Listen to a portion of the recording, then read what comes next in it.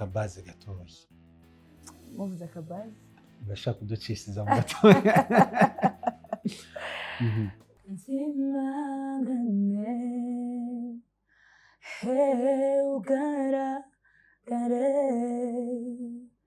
nzimangane jewe wese we ugaragare. Itandukanyirizo ryo gukora kera ukiri inkumi n'uno munsi wubatse urwawe riba rimeze gute muri rusange? Kugira uronke abantu baza kuza kwizera iyo mpano banayigushigikiremwo bayigufashemwo ata double pensée ihari biba bigoye. Hama iyo umaze kubakanaho bien sûr iyo wagiriye ubuntu ukaronka umutware avyumva akubwira ati ndahari muri bike muri byinshi ndahari.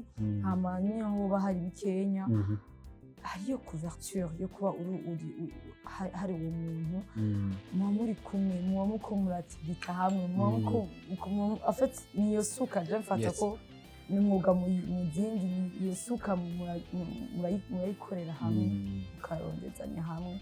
La différence ni iyo jeudi passé hari mu munsi w'amasengesho dusengera igihugu.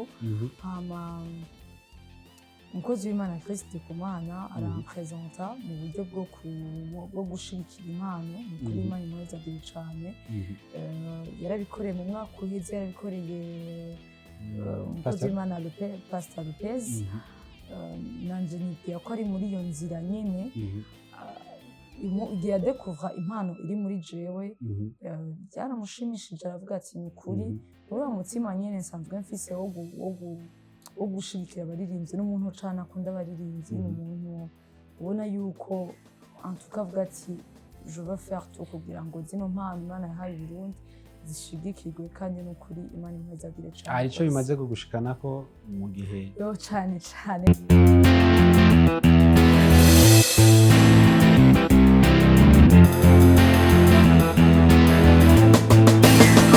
Yes, bakunze open mic. My name is Patrick. Kumwe n'umuririmbyi kazi Gospel Himbaza Mana. Ndakora mu kice. Ndamufashanya. Meze neza. Nukuri ndashima. Namwe n'amahoro. Twe turashima cyane kwe.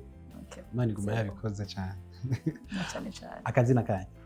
Ni Christabella Irakoze, ariko kandi ni Christabella Victoria. Kuryo bambona ko ku marezo sociaux. Ego. Akaba ari umufasoni asanzwe yubatse afise abana babiri. Ego. Aracari muto. Okay. So muameze neza cyane. Itandukanyirizo ryo gukora kera ukiri inkumi n'uno munsi wubatse urwawe riba rimeze gute muri rusange? Ego itandukanyirizo rirahari kandi rinini cyane. Iyo ukiri inkumi uri kuragerageza je veux répondre muri ubu buryo. C'est vrai uba warahamagawe, c'est vrai uba ufise iyo mpano, indirimbo ziba zihari, mugabo ntitwirengagije ku kintu co kubikora. Rero uburyo bwo gukora singira mvuge ngo abari marié nibo baca baronka ubwo buryo, mugabo ahubwo iyo facilité yo kubikora uri inkumi ushaka ufise niyo mpano muri wowe kirakubwira ati ndahari ukumva ariko ushaka kubikora. Hama kandi par contre unaronka n'abantu benshi baza kubwira ati on va t'aider, tuza kugufasha tugushigikire. Ariko kenshi muri bo haba harimo n'aba agent de diable, siko bose baje kugufasha, arabaza ego bazanye nka tubiri ugasanga nyuma yo gushaka kugufasha, nyuma yo gushaka kuguteza imbere haba hari ikindi cyumviro kitafatanye na gatonye cyangwa kitaza gifatana n'icyumviro c'Imana. Dufate ko inkumi arizo ngorane zihura zise talent zo kuririmba. Ego iyo ukiri mu jeune fille usanga nukuri ico ni kimwe nibwira ko abakobwa benshi bahura naco. Ugasanga rero ari ahantu kugira ngo ntiwemezanye n'abo bantu uraba stuck. Kugira uronke abantu baza kuza kwizera iyo mpano bayigushigikiremwo bayigufashemwo ata double pensée ihari biba bigoye. Hama iyo umaze kubakanaho bien sûr iyo wagiriye ubuntu ukaronka umutware avyumva akubwira ati ndahari muri bike muri byinshi ndahari hama niyo hoba hari bikenya hariyo couverture yo kuba hari uwo muntu muba muri kumwe muba muko muratigita hamwe en fait niyo suka je mfata ko n'umwuga mu zindi niyo suka murayikorera hamwe mukarondezanya hamwe la différence niyo kandi byose biba bimeze neza cyane ego ni akavideo kakora kuri social media uri kumwe umukozi w'Imana Kristo Ndikumana ariko aravuga ati impano shasha mu guhimbaza Imana kuba vyakiriye gute kuri wowe? Ego c'était jeudi passé hari mu munsi w'amasengesho dusengera igihugu hama umukozi w'Imana Kristo Ndikumana arampresenta mu buryo bwo gushigikira impano kuri Imana imwezagire cane yarabikoreye mu mwaka uheze yarabikoreye umukozi w'Imana Pastor Lopez nanje nibwira ko ari muri iyo nzira nyene igihe adekuvra impano iri muri jewe byaramushimishije aravuga ati ni ukuri muri uwo mutima nyene nsanzwe mfise wo gushigikira abaririmbyi n'umuntu cane akunda abaririmbyi n'umuntu ubona yuko antukavuga ati je veux faire tout kugira ngo zino mpano Imana yahaye Burundi zishigikirwe kandi n'ukuri Imana imwezagire cane. Arico bimaze kugushikanako mu gihe yo cane gose bimeze gute bimusanga igihe Imana impaku ishira ku mutima gukora live recording nakoze muri December y'umwaka uheze nsanzwe ndi uwo muntu ntaboneka cane mu bantu cane ntagize iki ntazwi hama ndayikora hageze no gusohoka sinabona hehe nza guhera canke iki hama indirimbo isohotse arayumviriza arayikunda hama aca arayishira kuri ma réseaux sociaux yiwe byaramfashije cane byarashoboje kuba abantu boyibona c'est pas iyo yonyine yari Yeshua niyo natanguriyeko hama ngize n'indi iri mu gifaransa yitwa Kabod nayo arayitora arayikunda hama nayo arayiposta abantu ni benshi bayiravye pas seulement ici mu Burundi ahubwo ahanini cane nka Côte d'Ivoire, Cameroun, Gabon, muri France benshi bo hanze y'igihugu benshi baraziravye bon du moins byaranshoboje à travers Kanguka byaranshoboje gushikaho ntari gushika byarashoboje kuri izo ndirimbo zohezagira benshi zikagera kuri benshi ubwanje ntari kuzishikana nico nyine cangaruka ko benshi barava kurimba mu gifaransa ubona gute muri rusange usanzwe uri umurundi kazi ego ndi umurundi kazi ndaririmba mu gifaransa kandi ndaririmba no mu kirundi ariko kandi kenshi indirimbo ndazironka mu gifaransa pour dire que nta karimbi dusanzwe turi natwe abarundi dusanzwe turi muri region ya francophonie pour dire que ntaho nagiye ndi ngaha nyene ndaha ifo yuko ivyo Imana iduhaye tubisangiza n'abandi bigafasha n'abandi bumva urwo rurimi abarimvyikazi baraza bakaririmba ariko kenshi barakunda gucika intege nyuma tukababura twitege ko ariko bizogenda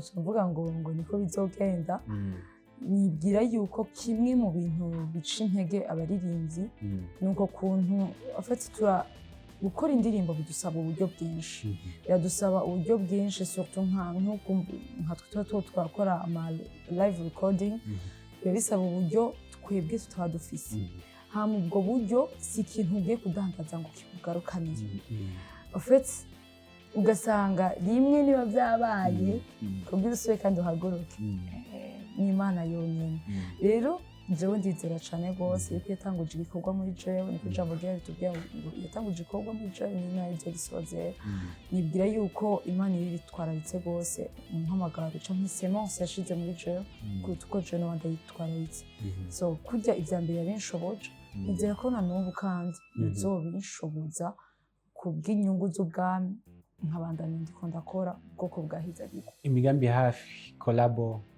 n'abandi ubu nyene sinushoka mvuga ngo hariho imigambi nk'amakolabo canke kiyoba ategekanijwe ariko kandi vuba muri ukwezi kuza ndiko ntegura indi live recording nzokora izoba irimwo indirimbo nka zitanu kirundi kirimwo ariko hanini zizoba zigizwe n'igifaransa. Hari abantu iyo bavuze live recording kubera kujya ku muntu donc muri eglise babona yuko ari bwo buryo bwiza budatwara amahera menshi koko nivyo canke vraiment kuri ama location donc usanga ari location imwe ariko zari kamera nyinshi cyane abajya abantu bari benshi n'ama staging n'ama lighting donc abantu bavuga ati abantu bahungiye muri live recording kugira ngo babagabanye za stress zirimo canke nta zirimo canke ni guhunga gushiramwo imitehe myinshi canke biroroshe. Bon, sinzi abandi ico babigirira ariko ni kuri suguhunga uburyo suguhunga stress koko navyo ni kuri kintu cyose bisaba abarundi bayamaze nka rubanza ruba rutonye ni kuri biba bisaba yuko nyine habamo uburyo kandi nta bwinshi ahubwo si tuvuga ko n'indirimbo yagiye muri studio ikorerwe clip ahubwo je ku bwanje sinzi abandi ariko ku bwanje ndakunda uwo mutima biba biri frais biba biri réel biba biri si ibintu nza kubwira abantu twagiye muri studio tugende gukora clip bumva ngo tumanika ibiganza kugira ngo clip igise neza si ibintu nza kubwira abantu ngo urumva rero ngo duce dusenga cane kugira ngo abantu babone ko twaba turasenga oya ni ibintu biba ari nka live aba ari nka culture live aba ari nka kujya dimanche mu rushengero ushiramo indirimbo abantu bagatazira ndakunda ubwo buzima rero iyo tuko turatazira ari live kuko naho umuntu kugira ngo wa muntu azoza kwibona tutari kumwe ngaho wa muntu ari hanze bimufashe bifise kakanovera k'ibintu biri live tari za montage si ibintu za montage murambona yego si fatanije murambona n'abarira kweri n'amarira yawe voilà jewe personnellement ico nkunda live recording nibwira ko Imana ibandanje ibifashamo uburyo bukaboneka par contre je n'uvumengo live recording saba uburyo bwinshi kuruta studio je ne sais pas mugabo nizo nibaza ibandanje bifasha nzobandanya nkora ama live recording ndakunda ubwo buzima on sent ubwo buzima buri nyuma y'iryo jwi si ibintu biri fake so indirimbo zirasohotse kuri channel ya YouTube yawe muri community canke church canke n'ahandi hantu muri rusange bakwakiriye gute bazakiriye gute yego bako bazifinga gute bivanye n'ubutumwa yego wasizemo yego zakiriwe neza nababwiye ko kuva aho umukozi w'Imana Chris Ndikumana ayipibliye kuko personnellement nta handi hantu nashoboye kuba nogira kugira ngo zigere kure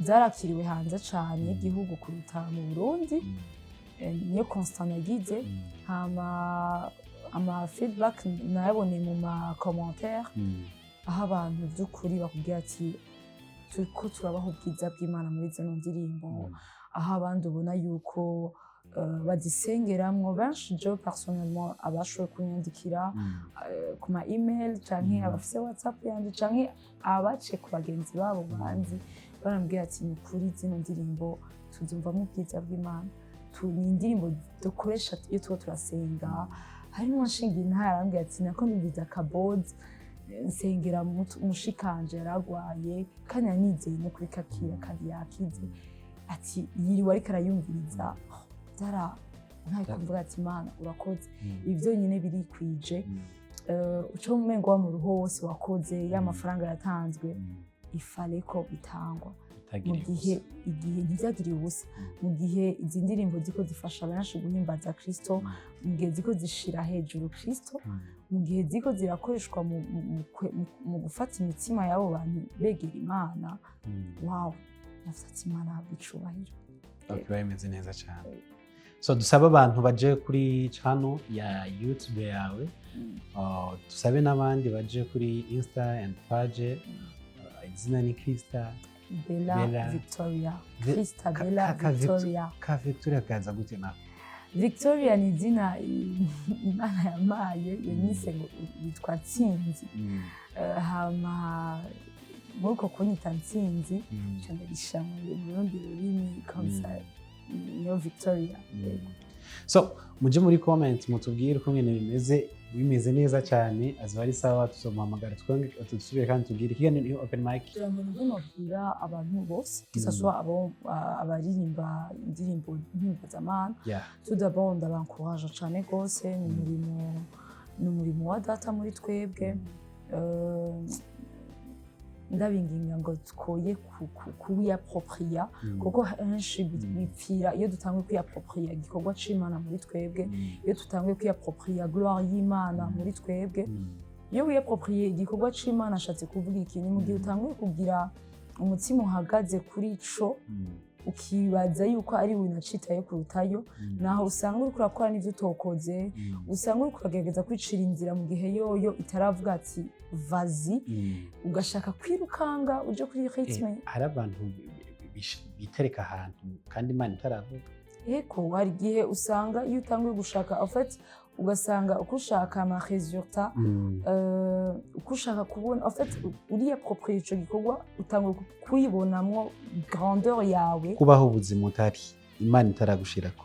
En fait Imana ntiravuga ati genda ego hamuracakenye hama naho rimwe na rimwe ubona tugize uko twatugira uko nananza akarero uracakenye burihangana ego mugavu umunsi urizina nzobikora kandi mugire kirakubwira ngo buretse suko yabuze kubigenza nuko hari ikintu kirakora muri wewe nuko yabonye ko hari ikintu gace kirakora ikintu cyacekingira ariko you know Imana iguha ishobora kwimetriza kuko gloire iragoye kujera kuruta na moment ijya abantu batabana kuzi ego so numva nubatumira cyane na Jennifer tugendere kuri rythme y'Imana yavuze icara nicara yavuze genda tugende gahoro ni buhoro twirukange turirukanga.